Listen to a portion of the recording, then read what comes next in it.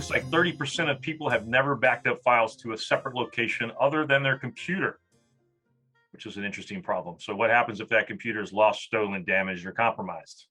That's a problem. Your ability to recover is your ability to survive an attack. Right. We want to make sure that we've got the right controls in place, including those SaaS backups, so that you can survive an attack or an outage, a fire, a flood, or whatever that might look like in your business. I like to think about it as a measure of your threshold for pain.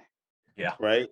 And so, if you have a good, if you have a good threshold for pain, you can be further away from, the having that immediate result. Right. Having a 15-minute old backup and having the ability to be up and running, within 15 minutes.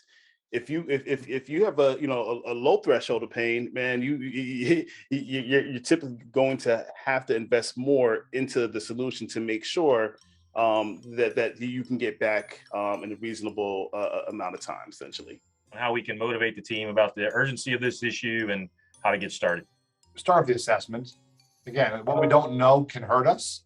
The assessment will help you start to get visibility into what you need to consider. At the end of the day, it's all about just getting to a better place and always striving to continue to go there. Because guess what? When you think you're at that final destination, right? The criminals come out with something even better and heinous and crazier, and you're gonna have to keep moving. I want to tell you how simple it is and how quick it is. I don't care if you have 5 mailboxes or you have 500 mailboxes. I don't care if it's Google. I don't care if it's Microsoft 365. It's important to point out that these SaaS backup solutions that we're working with don't just back up your email. They back up your SharePoint sites. They back up your Google Drive. They back up your OneDrive.